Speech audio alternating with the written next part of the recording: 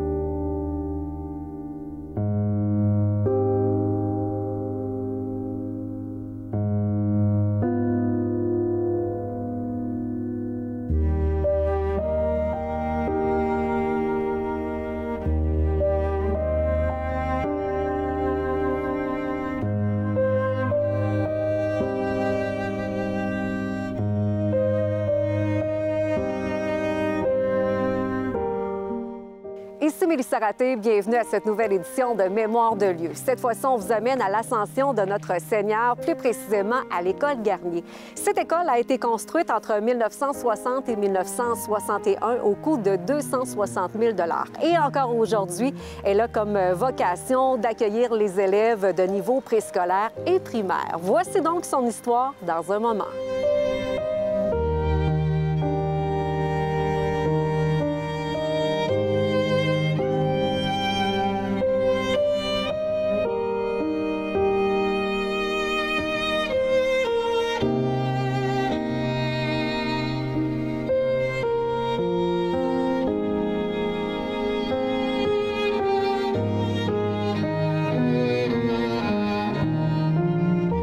À mes côtés, Catherine Gobeil, archiviste à la Société d'histoire du Lac-Saint-Jean. Catherine, comment ça va? Ça va très bien, merci. Et toi? Très bien. Contente que tu dises oui à Mémoire de lieu parce que tu es notre recrue de cette année, alors prête à embarquer dans cette aventure? Oui.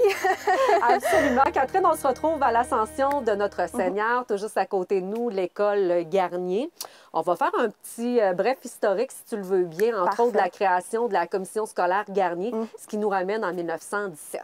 Oui, tout à fait. Donc, la commission scolaire Garnier est fondée le 22 juillet 1917. Donc, ça c'est à peu près 2 ans avant l'élection civile de la municipalité de l'Ascension, en 1919. Le nom Garnier provient en fait du canton Garnier, qui est nommé en mémoire du jésuite Charles Garnier, donc, qui a vécu vers 1605-1649 à peu près.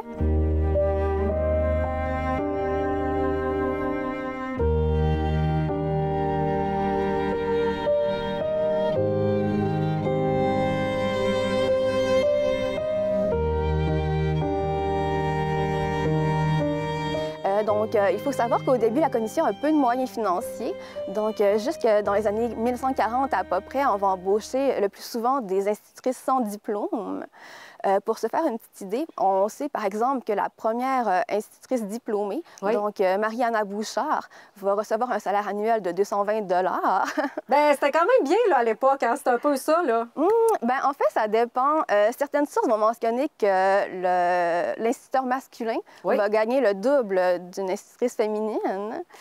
Puis, on sait aussi que les ouvriers en usine, à la même époque, selon certaines sources toujours, pouvaient gagner le double de l'instituteur masculin. On voit qu'il y avait quand même beaucoup d'écart. Ça dépend vraiment des points de vue. Là. Catherine, qu'est-ce que tu tiens dans tes mains? Ça s'appelle en fait un frappoir.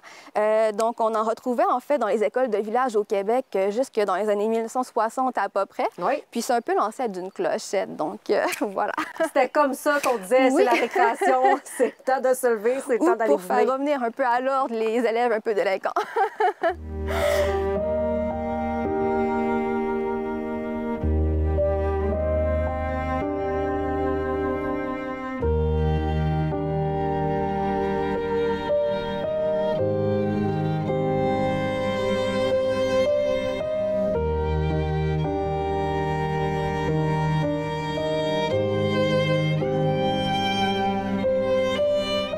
première école construite en 1922.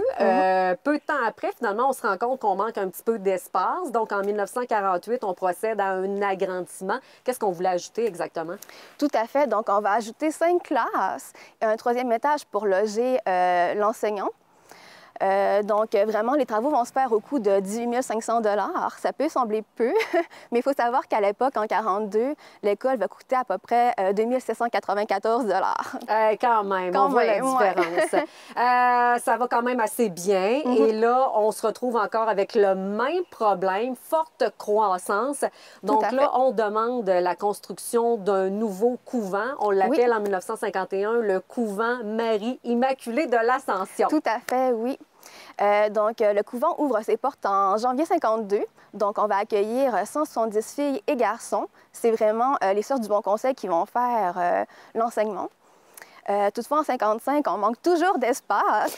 On dirait qu'il y a quelqu'un qui n'a pas fait ses devoirs à quelque part dans cette historique-là. Donc, c'est un peu malheureux parce qu'il y a environ 75 garçons qui vont devoir suivre des cours dans un local temporaire. On sait aussi qu'en 1956, en fait, c'est 2 locaux qui vont être aménagés en haut d'un garage attenant le couvent. Toutefois, on manque toujours de place, donc l'école arrive à pleine capacité. Les locaux aussi deviennent désuets. Donc, il faut vraiment penser à construire une nouvelle école qui va être le Collège Garnier en 1961. Donc, voilà, la construction va bon train. Et au tout début, la clientèle, ce qu'on voulait accueillir, c'était la clientèle masculine, mais finalement, tout le monde a été les bienvenus. Tout à fait. Donc, au tout début, on va approcher, en fait, les frères maristes basés à Lévis, mais on va finalement décider de confier la direction à un laïc, donc qui s'appelle Ovilda Duquette. Ça va être vraiment le premier directeur de 61 à 65. C'est aussi un personnage qui va être assez important pour l'Ascension, donc tant sur la scène de l'éducation que culturelle. On lui doit entre autres une brochure en fait sur le 50e anniversaire de la municipalité vers 58 à peu près. Absolument. Et parlons maintenant de la construction du Collège Garnier, maintenant l'école Garnier. À l'époque, la construction, le matériel qui était utilisé, ce n'était pas le bois. Tout à fait, c'est le béton. Donc, c'était vraiment un matériel novateur pour l'époque. Plusieurs entrepreneurs et architectes de la région vont vraiment développer une expertise avec ce matériau-là à l'époque.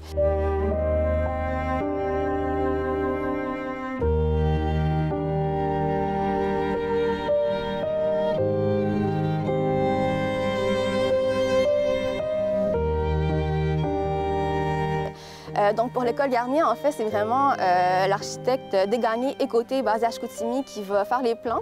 Toutefois, c'est le constructeur Miro qui va la construire.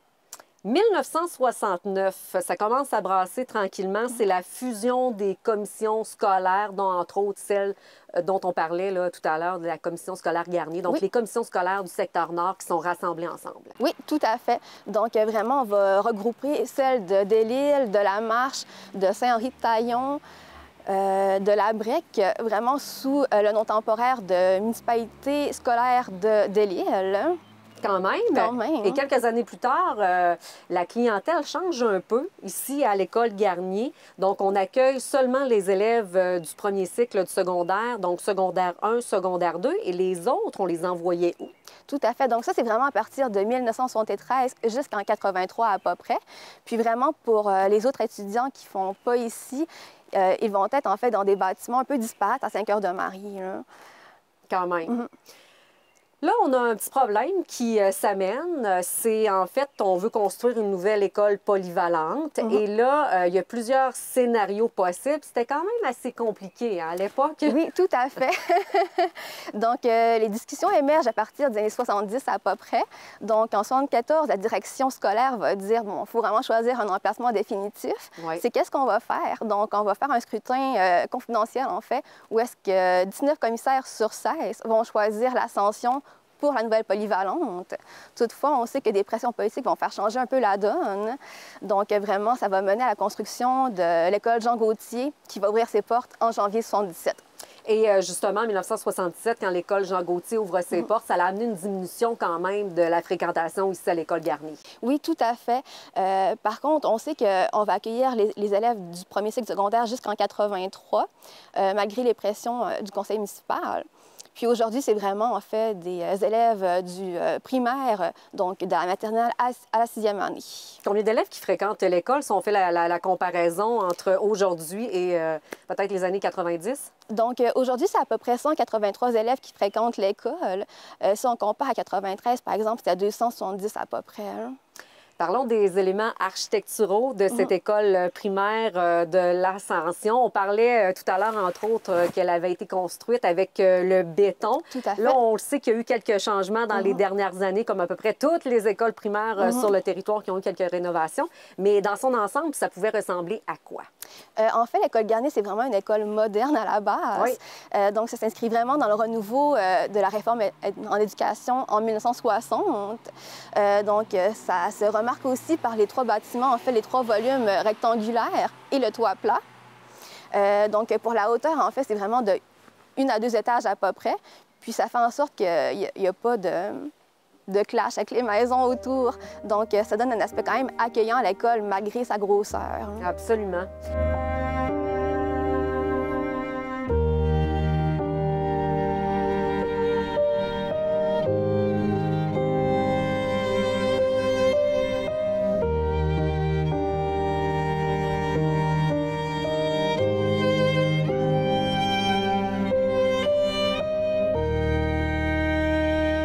Catherine, merci beaucoup de nous avoir raconté l'histoire du Collège Garnier et maintenant de l'École Garnier. Bien, merci, ça fait plaisir.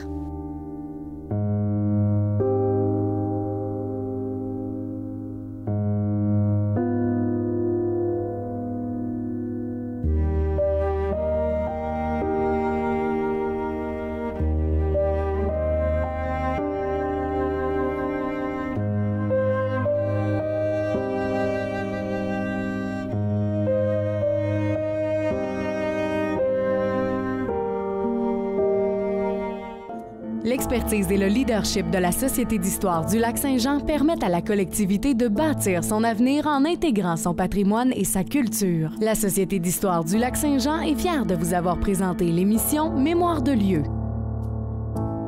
La résidence funéraire Lac-Saint-Jean, propriété exclusive des gens du milieu, qui accompagne et soutient les familles des gens endeuillés depuis plus de 3 décennies, avec respect et compassion, est fière de vous avoir présenté Mémoire de lieu.